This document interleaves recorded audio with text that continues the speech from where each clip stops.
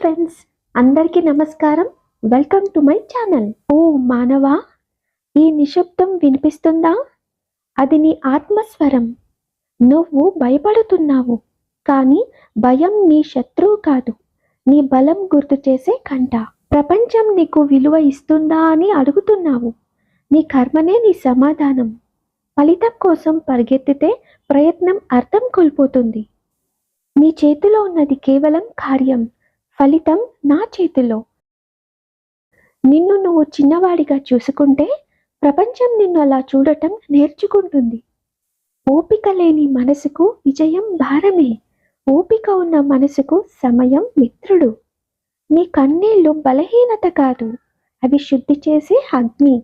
నిన్ను ఎవరూ అర్థం చేసుకోలేకపోయినా నాకు నువ్వు పూర్తిగా తెలుసు. నిజమైన శక్తి శబ్దంలో కాదు, శాంతిలో ఉంటుంది. ప్రేమ అంటే బంధించడం కాదు, విడిచినా నిలిచే నమ్మకం.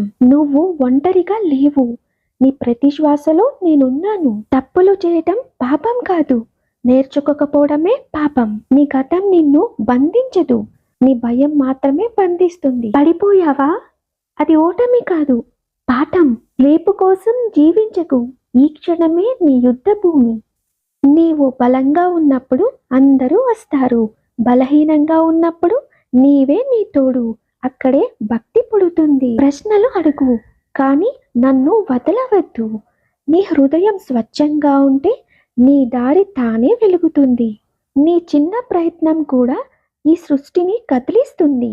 కాబట్టి భయపడకు, నీ కర్తవ్యాన్ని చెయ్యి, మిగతా అన్ని నాకు వదిలేయి. సో ఫ్రెండ్స్, ప్రేమతో అందరూ చెప్పండి రాధాకృష్ణ.